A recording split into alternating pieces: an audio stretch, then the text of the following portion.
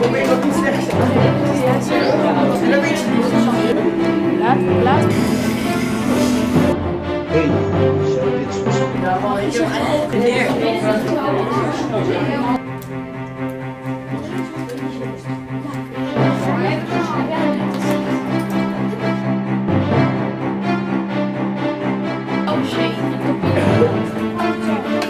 Oh, we hebben er winnaar.